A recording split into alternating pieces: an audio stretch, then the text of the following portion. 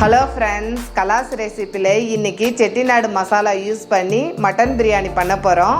இதை தான் திண்டுக்கல் தலப்பாக்கட்டு பிரியாணின்னு சொல்லுவாங்க. எப்படி டேஸ்ட்டாக செய்யறதுன்னு வீடியோவில் பார்க்கலாம் வாங்க.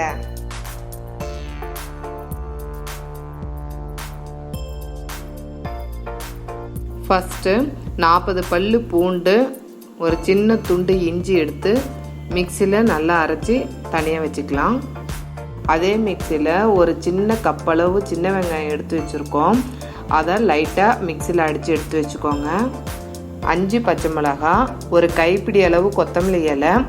எவ்வளவு கொத்தமல்லி இலை எடுக்கிறீங்களோ அதுக்கு பாதி புதினா எடுத்துக்கோங்க, அப்போ தான் நல்லாயிருக்கும். இது எல்லாத்தையும் மிக்சியில் போட்டு அரைச்சி எடுத்து வச்சுக்கோங்க. தனித்தனியாக அரைச்சாதாங்க டேஸ்ட் நல்லாயிருக்கும். பிளேட்டில் ஜாதிபத்திரி, பிரியாணி இலை, அன்னாச்சிப்பூ, கல்பாசி, வால்மிளகு எடுத்து வச்சுருக்கோம். இந்த 5 ஐட்டமும் அதிகமாக சேர்த்திங்கன்னா ஓவர் மசாலாவாக ஆகிடும், பார்த்துக்கோங்க.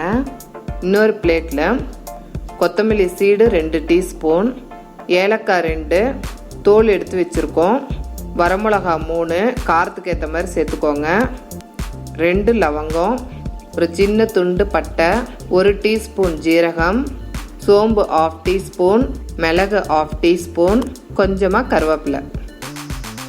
இந்த எல்லா மசாலாவும் மிக்ஸில் ஆட் பண்ணி பவுட்ரு பண்ணி எடுத்து வச்சுக்கோங்க.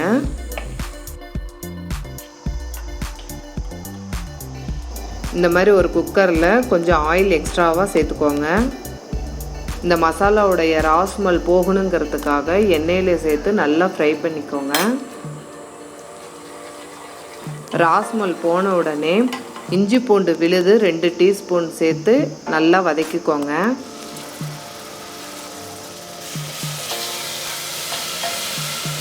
இஞ்சி பூண்டு எண்ணெயில் நல்லா வதங்கின பிறகு லைட்டாக அரைச்சி வச்சுருக்க வெங்காயத்தை இது கூட சேர்த்துக்கோங்க.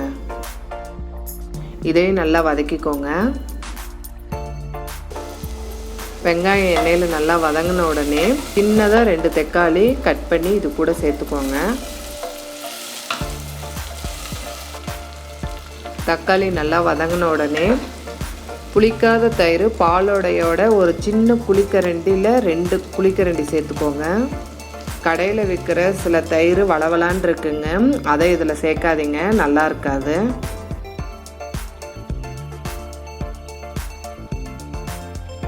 தயிரை நல்லா மிக்ஸ் பண்ணிவிட்டு 2 நிமிஷம் ஆன பிறகு அரைச்சி வச்சுருக்க கொத்தமல்லி புதினா பேஸ்ட்டை இது கூட சேர்த்துக்கோங்க. புதினா கொத்தமல்லி பேஸ்ட்டு வதங்கின பிறகு 1/4 டீஸ்பூன் மஞ்சள், அளவாக உப்பு சேர்த்துக்கோங்க. ரொம்ப சேர்த்திங்கன்னா மட்டன் வேகாது.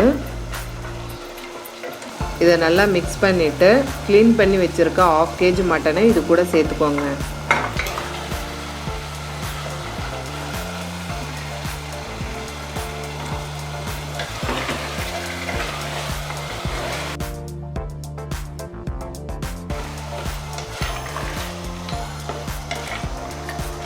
மட்டன் வேகணுங்கிறதுக்காக 1/4 கிளாஸ் தண்ணி மட்டும் இப்போ சேர்த்துக்கலாங்க.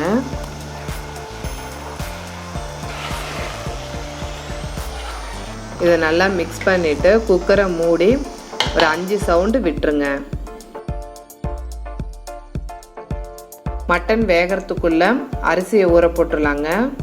ஒரு பவுலில் 3 கிளாஸ் ஜீரக சம்பா எடுத்துக்கோங்க. இது 1/2 kgங்க. இது ஒரு 15 நிமிஷம் ஊறட்டும்.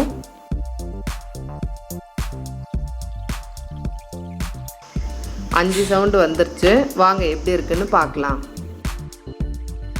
பாருங்க, பார்க்கறதுக்கு எவ்வளோ சூப்பராக இருக்கு. மட்டன் வெந்திருக்கான்னு பார்க்கலாம்.